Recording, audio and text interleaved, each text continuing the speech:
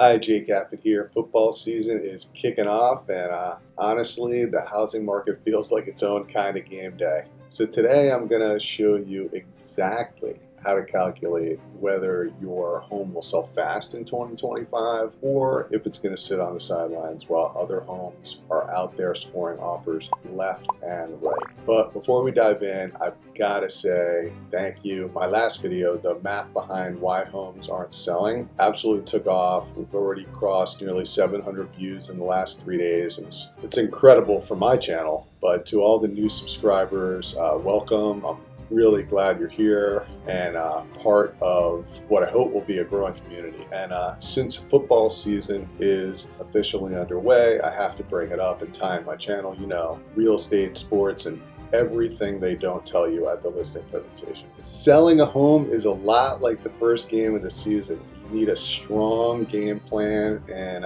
got to adjust on the fly, and sometimes you need to call an audible. 57, 56. All right, here we go, boys. Let's go. Explode, the gun, rubber right, flip, zebra, scat left, wide drag, X hook, F trail, can, 52 sprint jaw easy. On two, ready, break. When the market surprises you. And the core metric, absorption rate. All right, let's talk about this most important number that will tell you if your home is going to sell fast or sit like stale inventory. It's called absorption rate. And I explained this briefly in my last video, but today we're gonna dive deeper using a visual you won't soon forget. The fishing analogy. Imagine you're fishing. If your line isn't in the water, you're not catching anything, period. Now picture this. There are 5 fishing lines below the water, each with little houses on the hook. These represent homes that are priced correctly. They're actively in the market and competing for buyers. Above the waterline, there's one lonely line just dangling in the air. That's the overpriced house. No matter how great your photos are, how much marketing,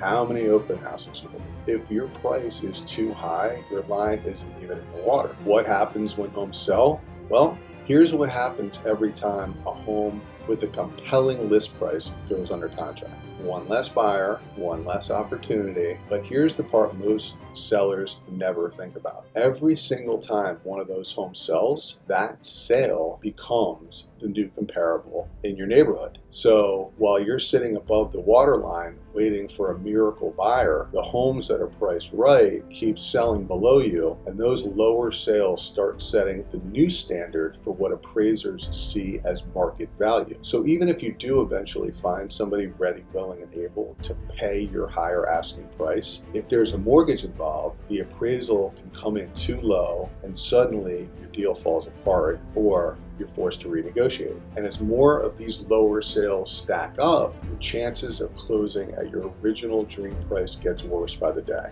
And this is why speed matters in today's market just as much as price. So how do you figure out if your line is in the water or floating above? It's actually pretty straightforward. Step 1, absorption rate. Take the total number of active listings similar to yours, then divide that by the number of homes sold in the last 30 days. So example, if there were 60 homes on the market and 15 sold last month, that's a 4-month supply. Under 3 months is indicative of a strong seller's market. 3 to 6 months, a balanced market. Over 6 months, a buyer's market, and homes will sit. Step 2, price per square foot. Next, compare your price per square foot to similar active listings. If you're even 10% higher than the competition, you're probably overpriced and above that waterline we talked about. Step 3, days on the market. Finally, look at how long comparable homes are taking to go under contract. If similar properties are going under contract in 14 days and you're sitting at 45 days, that's a clear sign your pricing or positioning is off. So if you're currently selling, if your numbers don't line up, don't panic. You can still make changes before your listing goes stale. Here are a